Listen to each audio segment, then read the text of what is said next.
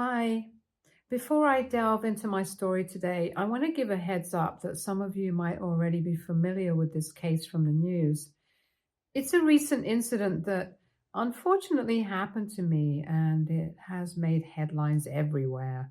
If you do recognize me from this post, then kindly keep my name and other information private and don't give it away in the comments. I have come to Reddit to get genuine advice about my unique case, and I hope you all can respect that. To give you some background, I, 32, female, am an orphan. I have been told that my mother abandoned me at a fire station when I was just a baby. I don't even know my real birthday and have never met or tried to find out anything about my birth parents. My upbringing has been far from conventional as I grew up without a family, bouncing between various orphanages. However, things changed when I turned 11 years old. A childless couple named Mr. and Mrs. Williams, by the way, I have made up these names as well as all other names, so hopefully no one can find them, had come to our orphanage to look at potential children to adopt. Somehow they selected me, and Mrs. Williams seemed very enthusiastic to adopt me. The paperwork took some time, but when things were finalized, I thought my life would change for the better. It was a strange feeling to finally leave an orphanage and go with them to their house. Mr. and Mrs. Williams were quite well off, and both of them seemed kind to me, at least in the very beginning. Mrs. Williams was very strict when it came to neatness and would always spank me on my hands if my bedroom was not tidy or if my hair was not properly combed at all times. She would say how she had always had a vision of her daughter being absolutely perfect, and I needed to live up to her expectations. Mr. Williams, on the other hand, was a bit odd. He would always come into my room as an accident while I was changing. As an 11-year-old, I believed his lame excuses, but as I started growing up, I noticed it used to happen more and more. It really made me uncomfortable, so I begged them to let me have a door lock. However, Mrs. Williams refused and told me that everyone's bedroom needs to stay open and accessible at all times. I tried to tell her about Mr. Williams opening the door randomly, and she brushed it off, saying I was just making excuses about her husband so I could have my way. One night, I suddenly woke up feeling really thirsty, but as I opened my eyes, I noticed Mr. Williams standing in my doorway staring at me. I screamed in fear, and he ran out in a panic. My scream must have woken up Mrs. Williams because she came into my room running, and this is when I told her that her husband had been watching me. I guess my panic expression might have convinced her because she looked furious and went downstairs to talk to her husband, who was pretending to watch a football game like he usually does. The next day, she called one of her neighbors to help put up a door lock in my room, and for the first time in a long time, I felt safe. However, she did not make me promise to only keep the door locked at night or while I was changing during the daytime, which I happily agreed to. As a child, it was quite difficult for me to understand the deal with Mr. Williams because you have to understand that no one ever taught me that what he was doing was disgusting. All I knew was how it made me feel. I wish I could write that he learned his lesson and changed for the better, but he didn't. Although he could now no longer barge into my room during my vulnerable times, he would ask me uncomfortable questions whenever Mrs. Williams was not around. A woman's intuition is never wrong, and I learned to trust my gut. Hence, whenever Mr. Williams went out for grocery shopping, I would lock myself inside my room or find an excuse to go outside and spend time with other children in my neighborhood.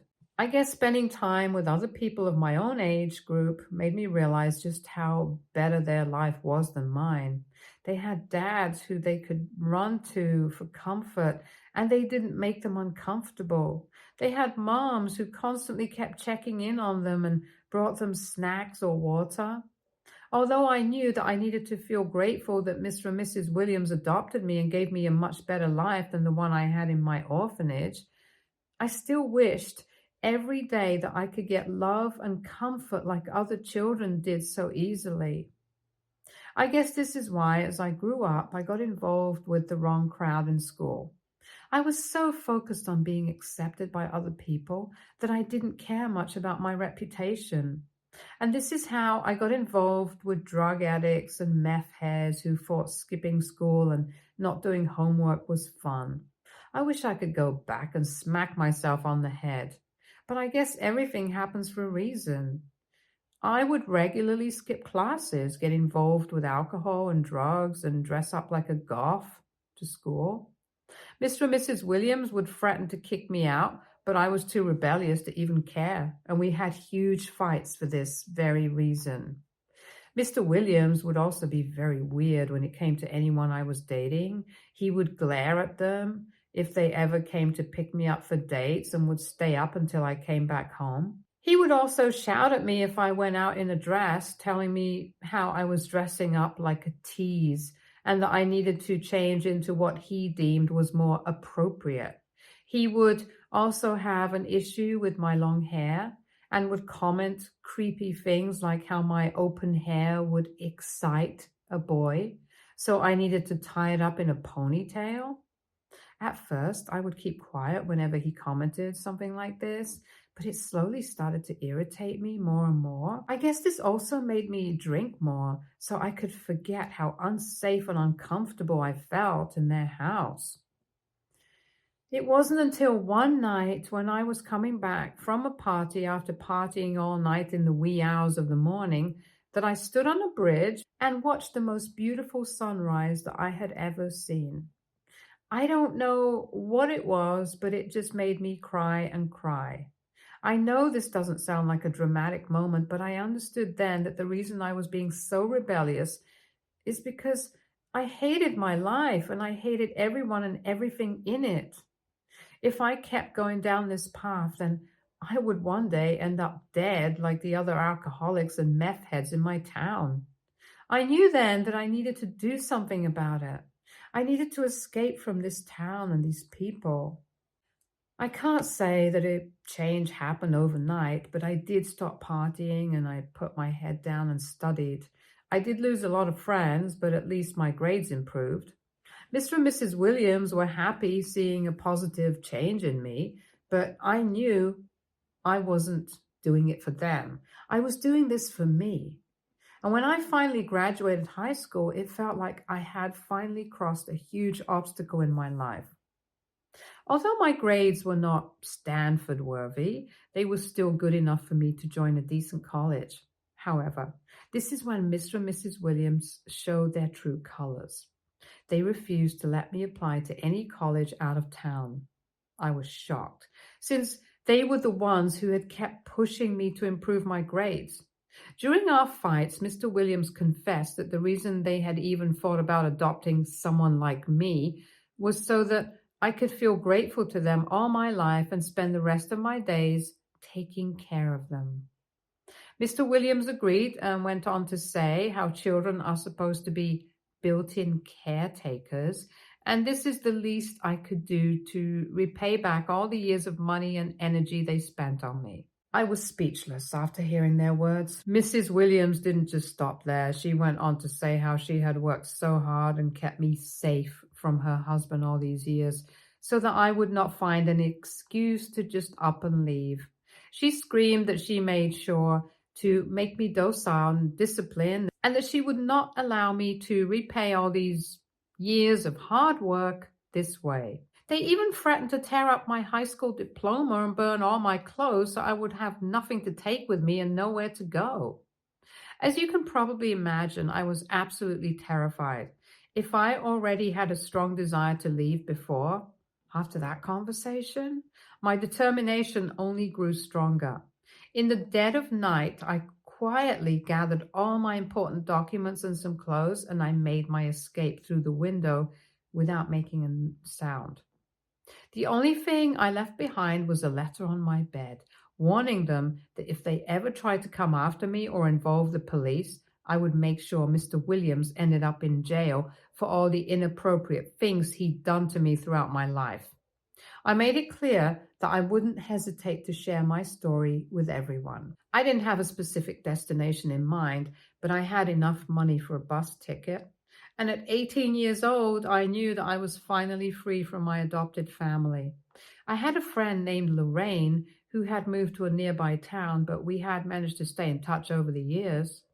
I decided that her place was the only place I could go to, at least until I could come up with a new plan.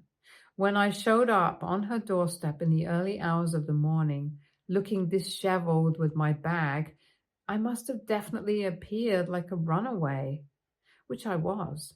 However, Lorraine and her parents warmly welcomed me inside. She was so excited to see me and could not stop hugging me. Her parents did ask me some questions here and there, seeing all my clothes, and I answered them as truthfully as possible.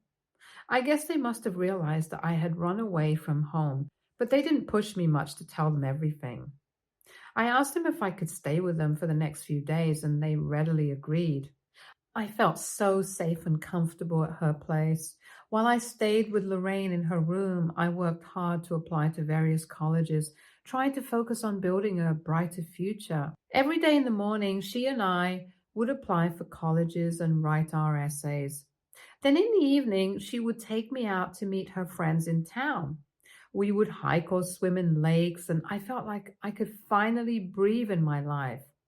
I did wonder how her parents let me stay with them for those months while I applied for colleges, and it wasn't until years later that Lorraine confided in me, revealing that everyone in my hometown already knew about Mr. Williams being a pervert. She told me how he had a record, which I was shocked to learn since I had no idea. However, it did explain why her parents didn't probe too deeply when I showed up on their doorstep that morning. This is why I will always be immensely grateful to Lorraine and her parents for their compassion and for providing me with a safe haven when I needed it most. They truly saved my life that summer.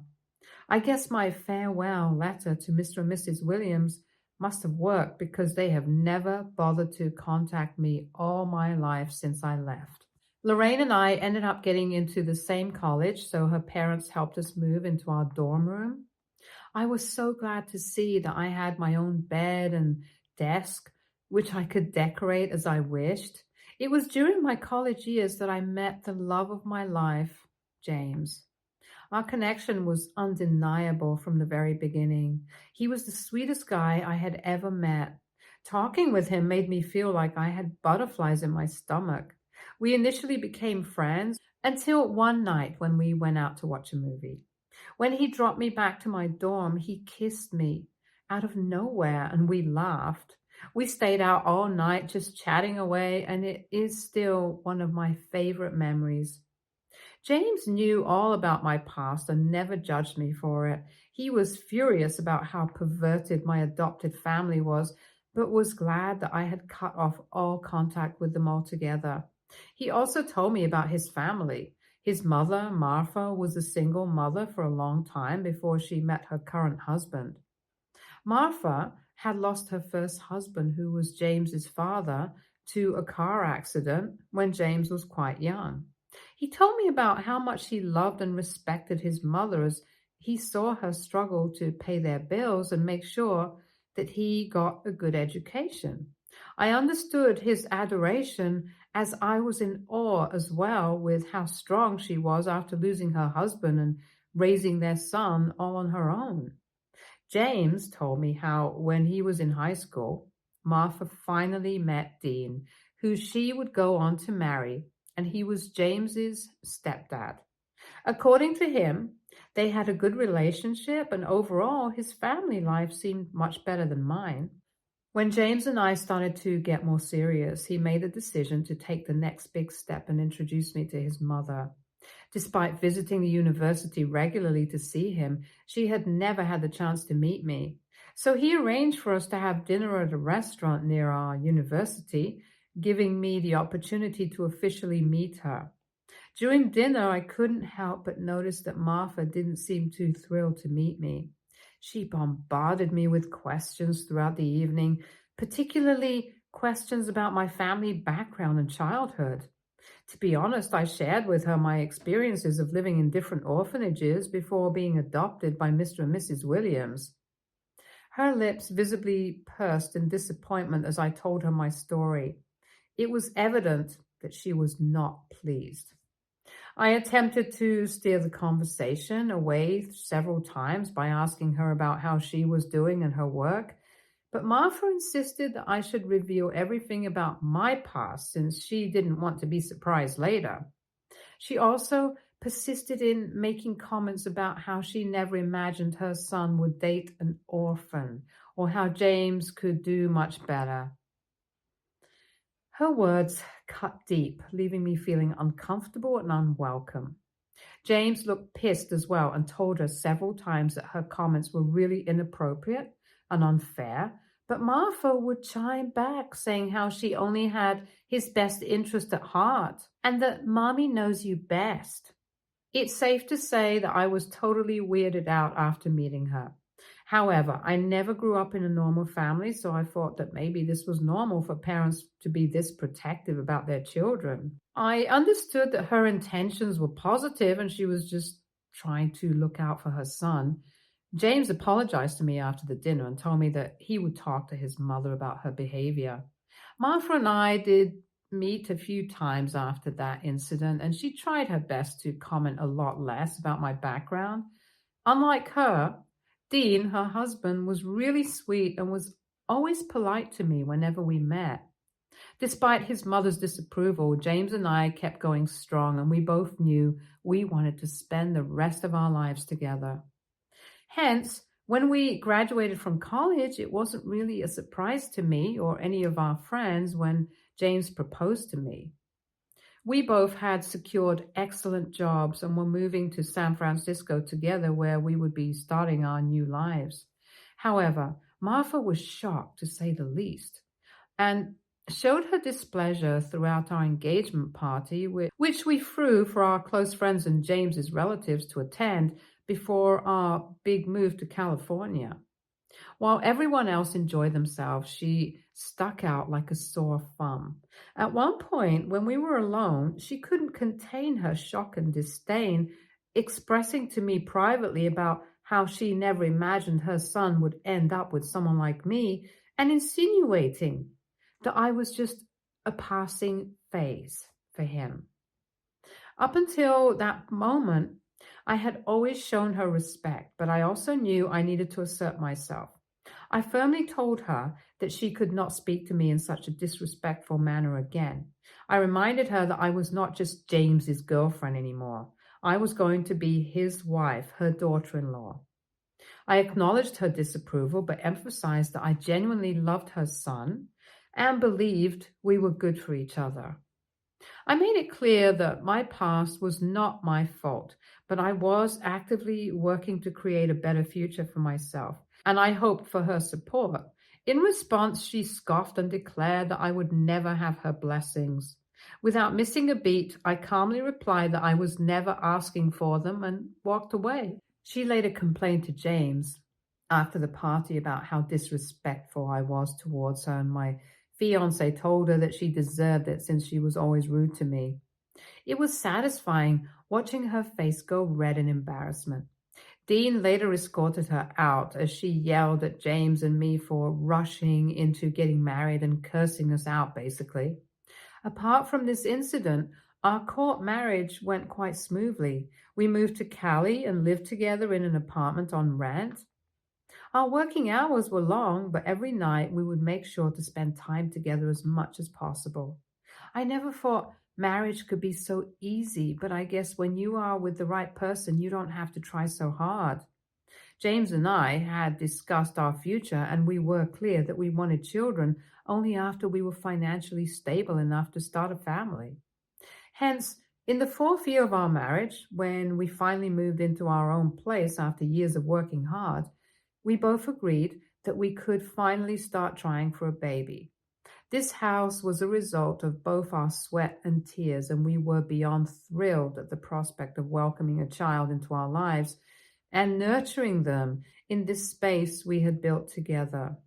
Throughout all the years, Martha had hardly visited us, although Dean would regularly call or text us. Clearly, Martha was still holding a grudge, but everything changed when I finally got pregnant.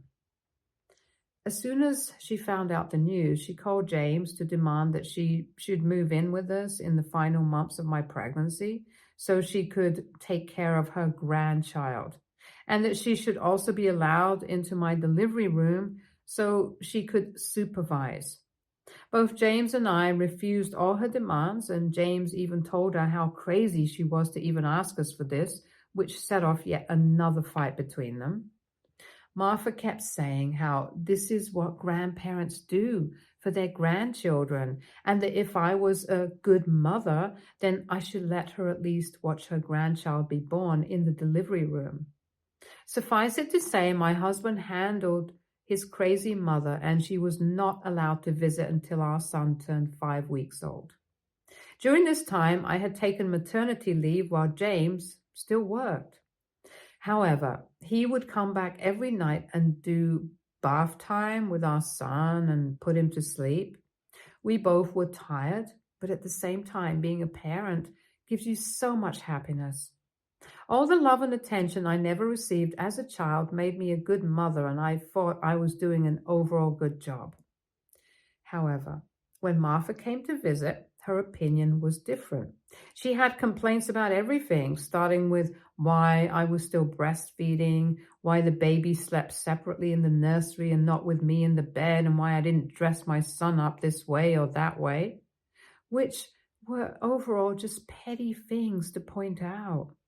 She insisted on staying with us for a few weeks, and those weeks were one of the most miserable times of my life. She would argue with me about everything and even insisted on putting a baby cam in the nursery so she could keep tabs on the baby at all times.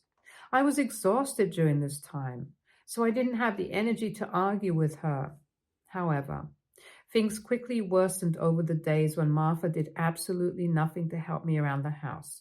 She would not even lift her hands to wash the dishes or fold laundry.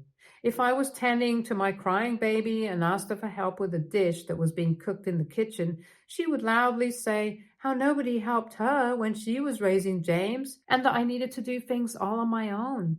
Her presence added an extra burden on me, as now I had one more mouth to feed, and she also had issues with my cooking style, as she felt cooking just 1 or 2 dishes was not enough to feed her son. I told James that I had had enough, and he asked Martha to leave the very next day, which offended her deeply. She yelled at him about how she deserved to spend time with her grandson and that we could not keep her away from him.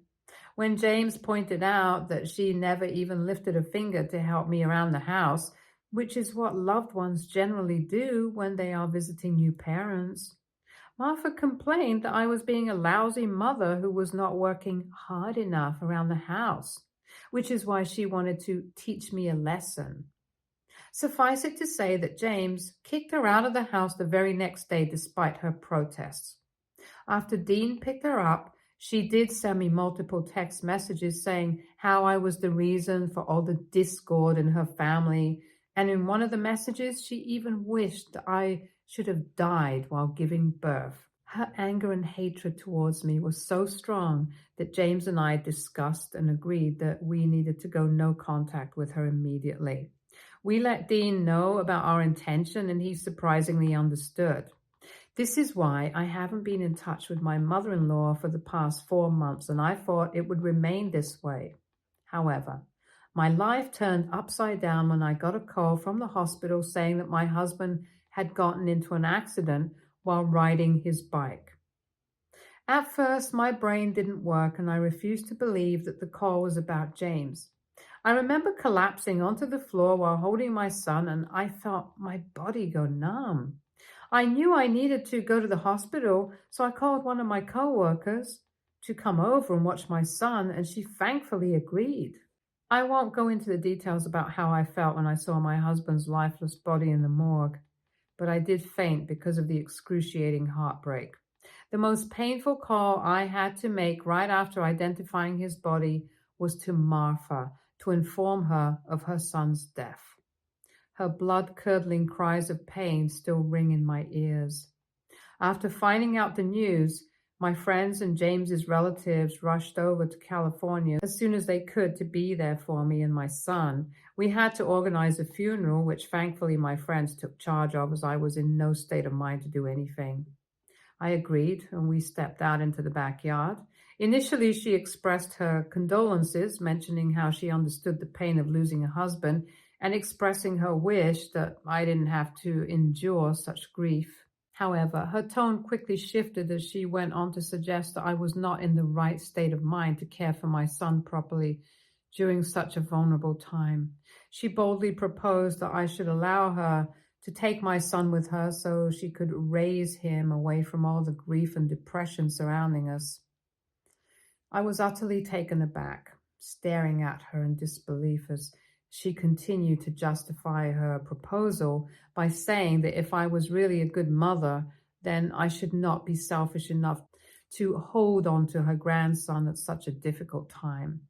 I don't know what came over me, but all the years of pent-up anger and resentment just came flooding out, and I screamed at her to get out of my house.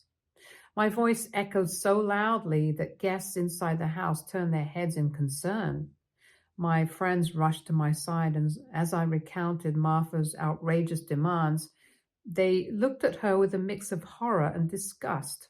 Martha began to yell back at me, but my friends intervened, firmly escorting her out of the house. They insisted that her behavior towards me was far from normal and urged her to seek professional help. When others found out, they all agreed that maybe Martha was having a mental breakdown after losing her son and that I should just ignore her demands. They all agreed that I should not let her in, and because the house belonged to me now anyway. That night, I kissed my son goodnight and went to bed still reeling from the grief of losing my husband and shock from his mother's absurd demand. Imagine my shock when I woke up the next day to find my son missing from his crib. I called the police while frantically turning the house upside down in search of my son. It was only when officers arrived at the house and questioned me if I knew someone who could have taken my son while I was sleeping that it clicked. This had to be Martha's doing. She was the only one who had a spare key, which we had given her years ago in case of an emergency. I recounted the disturbing encounter from the previous day, detailing her shocking demand to take my son. Without hesitation, the officers sprang into action, dispatching a team to Martha's address, and to my immense relief, they found my son there unharmed. However, Martha was swiftly charged and arrested for kidnapping and trespassing. She kept insisting to the officers that it was just a little prank and that she had every right to spend time with her grandson. As you can imagine, this news has since gone viral, and people who know me have been calling me in shock. My friends and family recognize Martha from the news, and they can't believe she had the audacity to actually kidnap my son.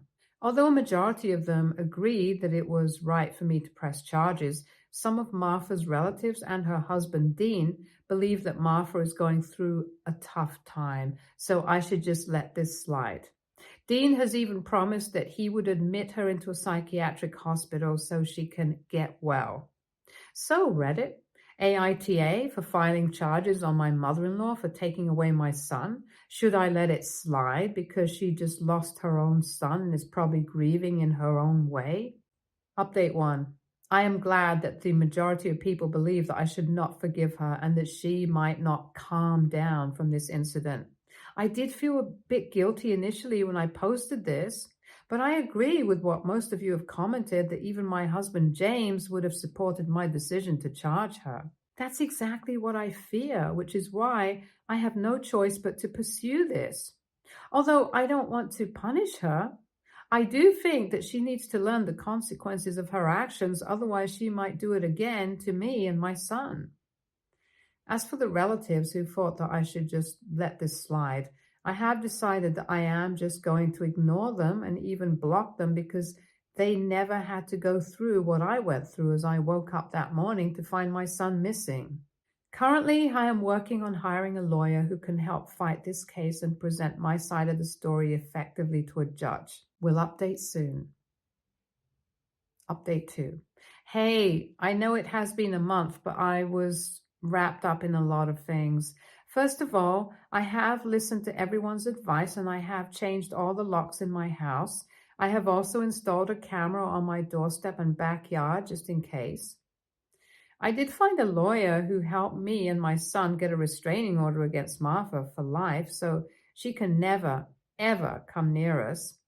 I will admit that this has helped me feel a lot better and I feel more safe now. My lawyer is confident that we are going to win this case as the facts are pretty much clear. However, it does give me a lot of anxiety. I will update if and when this case gets resolved. Update 3. As promised, I am finally updating you all about the ongoing case I had against my mother-in-law who tried to kidnap my son. These last 7 months have been exhausting, but it seems to have finally paid off. Without going into too much detail for legal reasons, my mother-in-law has been sentenced to jail for 3 years, as was already expected. She and her lawyer tried their best to come up with a sob story about how she only had good intentions and was being playful. But thankfully, the judge saw through all that crap and didn't let her actions slide that easily.